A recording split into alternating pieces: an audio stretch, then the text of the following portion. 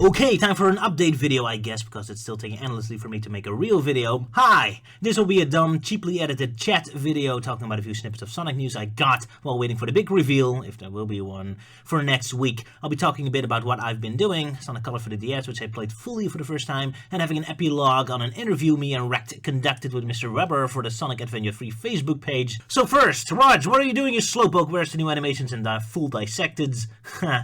Well, I'm slow and old. Also, there's a few little jobs I'm working on, like book illustrations, and I'm still working on a trailer animation thingy for someone else's book. I'm not entirely sure if I want to upload that on my own channel. It has quite a different style than my regular work. Also, recently there has been a competition from Sega of Europe where people could win a trip to San Diego, so I joined that too, and didn't win. Ouch, my poor ego. Here's the video I made. If you're curious, don't worry, it's only 30 seconds long. Hey folks, it's me, Sonic the Hedgehog. Let me introduce you to my biggest fan. Why, thank you, Sonic. Very nice of you to say. Indeed, it's me, Roger, who's the greatest Sonic fan of all. And why? Why don't we have our big blue buddy Sonic explain it to us? No, I can talk endlessly why this guy is amazing. He's holding me hostage here. Help me! Somebody help! What are you doing, man? He's holding me here! Don't listen to him, he's lying! Do not vote for this guy. He's terrible. Now, while I didn't win the trip to San Diego, I did win the runner-up prize, a ticket to Summer of Sonic! Yes, that's... I already had a ticket, so... And so do all the people I know that want to go there too. So, anyone need an extra ticket to Summer of Sonic? I got a spare now. But yeah, this July the 22nd, I won't be in the exotic San Diego. Instead, I'll be at the slightly less exotic Veghel, my old hometown, where I have to take care of my parents' dogs for the weekend. A little less glamorous to watch the Sonic news unfold. Man, this place is really turning to a ghost town. It's kind of sad. I also completed a version of Sonic CD in minutes and sent it off to Summer of Sonic, where it'll be shown. I hope I haven't got a reply yet if it's accepted. So, Sonic Colors for the DS. Probably it's known by now that I really dislike Sonic Colors for the Wii. I respect it for being a more focused and lighthearted game that Sonic desperately needed after release in 06. And I agree that the graphics are amazing and the music catchy. In fact, it's the last Sonic game we had an epic final boss track. Other than that, I'm not a big fan of the things it did, as documented in earlier videos. As a result, I never gave the DS version much of a chance, but after some peer pressure, I gave it a go, and I gotta say, that game is great. I love it. It pretty much addresses every single problem I have with Sonic Colors on the Wii, from the big obvious ones to the smaller subtle ones. Speed is better ingrained in platforming, story beats are remembered and given purpose. They actually remember Yakor is missing and bring him up during the final boss instead of having his rescue happen off screen with no comment. The game remembers it takes place on a theme park and actually puts some attractions in the levels. It always bothered me that Sonic Adventure had way more theme park set pieces in one level than Sonic Colors Wii did in the entire game. Even Sonic Advance 3 theme park stage makes more use of it. In the DS version, they actually make it a point of finishing every zone with a theme park ride, like a rapid water ride or this weird machine that throws you in the air. And the one ride that did appear in the Wii version, a roller coaster, is also vastly expanded in the DS version. Also, the wisps feel much more natural in the game and don't impede on the rhythm and pace of the game so much. They're much more empowering occasional power-ups that people say that they're supposed to be in the Wii game, where I found them way more game-distorting. Only complaint I would have is that Planet Wisp focused a little too much on the Drill Wisp. That world barely has any straight platform sections. Regardless, at least the Drill Wisp is one of the more fun wisps or whatever, and they do a lot more cool things with it, like you get chased by a giant death trap and all that. No more of the utterly pointless 3D sections. This game is 2D and proud of it. Good! I hate jumping between 2D and 3D, especially when it's as pointless and meaningless as in Colors Wii. I was expecting to hate the random cameos of other characters because they're pointless, and while that is true, I was so impressed that the people who wrote their dialogue actually write them as the characters they are, instead of just one-dimensional punchline generators. So I forgave them. Seeing Shadow and Silver show up, no matter how nonsensical and pointless it is, they actually behave the part, and the writers do cute little things with them, like having Silver be in a World of Tomorrow theme park section or something, and comment on it. It's not super funny or clever, but it's just a cute little moment, which I vastly prefer over Pontaff's style of constantly, desperately, and violently slapping your face with jokes at the expense of the character and plot. If anything, those character moments are great for me because they endlessly inspire parody moments. Having Orban and Cupid arrange a deal with Sonic that if he destroys so many robots, they let our hostage Cream go. I can only imagine what our boss Dr. Eggman would think of that if he realizes that's what they're doing. So hey, good old-fashioned plot holes that are amusing to play with and think about instead of big piles of nothing. Hooray! Fun game. I enjoy it. I recommend it. I do have to add that, ironically, me liking this game makes me guilty of the very same thing that I accuse some Sonic Colors Wii lovers for, that I think a lot like the game just on the merits of, at least this is in Sonic 06, just liking it because it doesn't have any disastrous problems more so than the game's actual qualities beyond general competence. I'm pretty much falling into that hole myself on this one. I fully realize in normal circumstances, if I played Sonic Colors the DS game when it came out, I'd probably not care much for it and would have just regarded it as a run-of-the-mill Sonic game, a weaker than Rush Adventure. But just for the sake of me coming fresh from the terrors of the brain-killingly boring Shattered Crystals and other underwhelming modern games, not to mention the onslaught of farcical empty humor from the TV show, suddenly seeing any level of competence immediately rises this game to genius level. Well, that sounds terribly bitter. A more positive thing. The opening sequence of first level Sonic Boom Fire and Ice has been revealed, and once again I have to give the cutscene high praise, if only because it doesn't want to make me stab myself. I see a lot of improvements, so that seems good. I like how after Tails makes a cheesy joke, Sonic and Amy don't really react to it and just not happy. Way to go, Pontaf! I highly approve. Cheesy jokes go over way more comfortable if they just happen and don't interrupt the pace. Make a joke, characters have a brief reaction, and we move on. There you go, that's pacing and timing. Great, I like it. Now let's hope this happens because the writers generally understand story pacing better this time, and it didn't just happen because that was an expensive cutscene and Sega forced them to be more to the point. And as soon as the cheaper talk cutscenes happen, we get the same overblown stand-up bits. Cheesy one-liner is cool, cheesy one-liner parade marathon is not cool. Vastly uncool, in fact. As for the gameplay of Boom Fire and Ice, I have concerns. Okay, I never talked in depth about Shattered Crystal and Dissected. I own it on a 3DS and played it, and now it holds the questionable honor of being the Sonic game I gave up the quickest on. It's so boring. Words can't describe how boring it is. The fact it's a giant labyrinth doesn't help, and it's the big thing people talk about when it comes to this game, and I was happy to hear the labyrinth stuff would be toned down in the sequel. But the fact of the matter is, labyrinth or not, the game can't really sustain any real action. The core of the gameplay just has no depth, no substance, no potential. With most games, you play a level and you can only imagine what kind of crazy level designs and level set pieces the designers can throw your way in future levels. You see endless possibilities. Shattered Crystal is not one of those games. I just feel that in the first level I saw everything and just gonna be repeating itself over and over and over again. Fact of the matter is, the focus of the gameplay, the depth of the gameplay, the purpose of the gameplay is entirely focused on the Simon Says aspect of it. You see a Knuckles thing, so you select Knuckles and then do a Knuckles thing.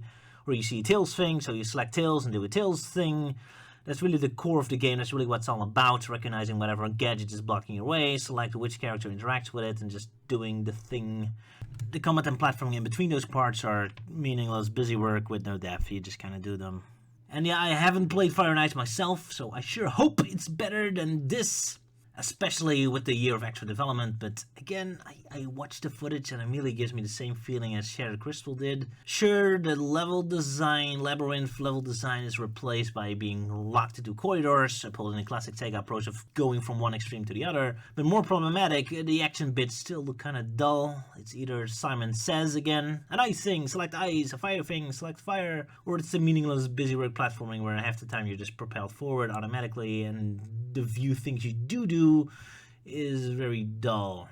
Look, I know automatic segments is a staple of the Sonic franchise, but I'm kind of hoping that future games can increasingly depend less on those, especially after getting a year of extra development time. Instead, future games seem to rely more on them instead. I just don't see anything here that excites me. Well, okay, not entirely true. The animation of Sonic's homing attack, destroying a robot, is slightly more exciting looking. In a game as boring as Shattered Crystal, tiny little touches like a satisfying animation can be a lot of help to save your sanity. So yeah, reviews and future footage will need to work very hard to convince me otherwise, because right now I fear all the removing of this labyrinth level design has done to Shattered Crystal or Boom Fire and Ice is just expose how utterly empty the gameplay beneath it is, and that it needed that labyrinth to give it any sense of purpose and challenge to its otherwise just menial collection of Simon Says gadgetry, putting me in this wonderful, seemingly hypocritical position where I champion its lack of labyrinth design first, and then end up coming back to it later that the labyrinth design was kind of necessary to work for whatever Shattered Crystals and now Boomfire and Ice were trying to do. Of course, that's the problem of desperately going to a different direction in the middle of an already finished product. Just switching up the level design at the last minute won't help much if the core gameplay isn't adapted to its new design. A problem I also had with Sonic Colors and Lost World as well. So hey, at least Boomfire and Ice is following tradition. So yeah, in hindsight, this wasn't very positive news at all. Last point on the agenda, the interview, the Sonic Adventure Free Facebook page where I occasionally help out. A rowdy, rough bunch because they're rather fed up, impatient, and angry about modern Sonic's lack of adventure, action, and spine. Make a lot of unpleasant noises, so much so that eventually Mr. Weber from the Twitter account wants to make peace with them. A tall order, as he's a big part of this detached movement where the Sonic cast are less characters in adventure, but more puppet for the Sega staff personalities to utilize as meta fourth-wall-breaking puppets. Whatever the case, I don't know why or how, but they came to some sort of agreement to do an interview with each other, and then Rect and me, the more level-headed ambassadors of the Facebook page, were asked to conduct the interview. We quickly figured out that turning this into the big nerd fight the original teaser was hyping up was only going to end up in embarrassment, so instead we took a more low-key approach. Basically, we, the folks who like Sonic as a perhaps comedic but definitely involved, inviting and exciting action adventure, are extremely unhappy with the direction of the entire series so far. Can Mr. Weber, the PR person who wants us so badly to be happy, loyal fans, address our concerns and make us feel better about the future so there's less need for us to make a noise? Sure, he can't say anything definitive about the new game, but at least we're aware of it, or we're working on it. Could do wonders, but alas, we never got any of that, and this interview ended up going nowhere and can basically be summarized by, hey, your concerns are valid, now magically be happy. So despite many people asking me to do a full video dissecting this interview, it's not really worth my time. I got better things to do, but I guess I'll quickly address a couple points in this stupid band quality chat video then. Most questions and answers are straightforward. Disappointed Mr. Weber couldn't tell us the difference between regular Sonic and Boom Sonic. Would love to know if Sega ever sat its people down and discussed exactly on what area those two separate entities were supposed to be split.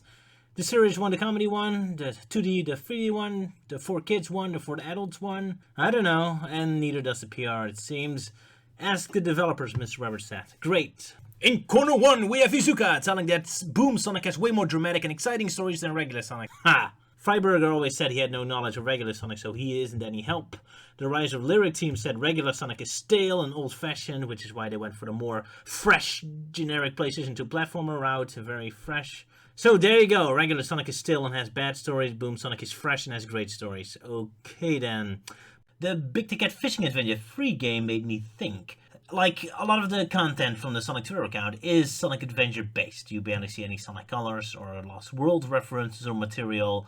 Yet, paradoxically enough, it's the Adventure fans feeling left out and not the Colors or Lost World fans. So like that Big the Cat Fishing Adventure game, for example. Great art. I love the imitation of the artwork. In the context of a joke, in the context of an April Fool's joke, it's great.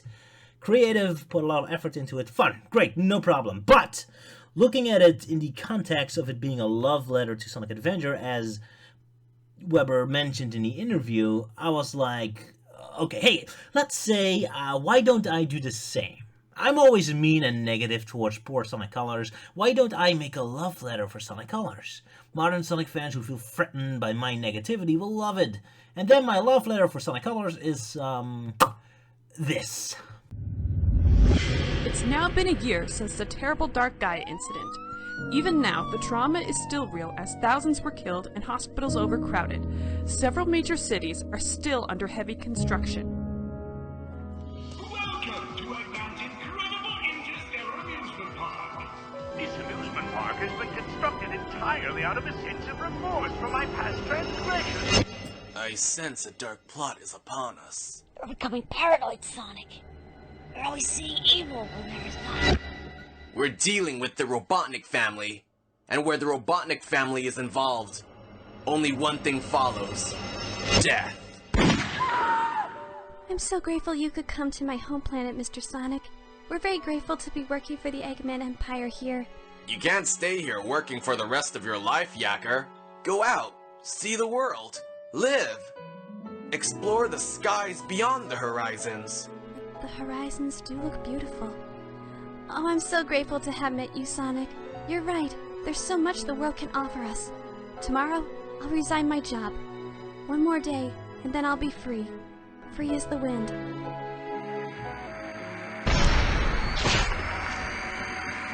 One more day. Sonic, I haven't seen Yacker for a while. One more day. No aliens were harmed in the creation of this park. They were all harmed after the park was created. No. Yacker.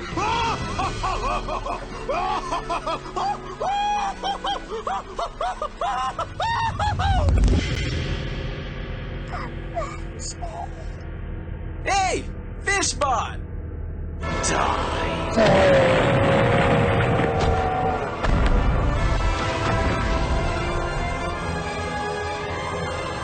You're not powerful enough to vanquish evil, Sonic. We have to combine our powers together. Merging is a dangerous power. May God help us if this goes wrong.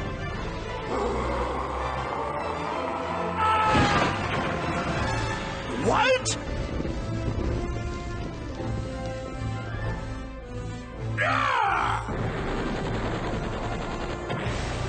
Holy shit!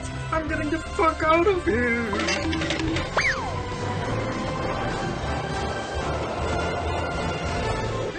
Sonic! I'm sorry. Really, look, go easy on me. No.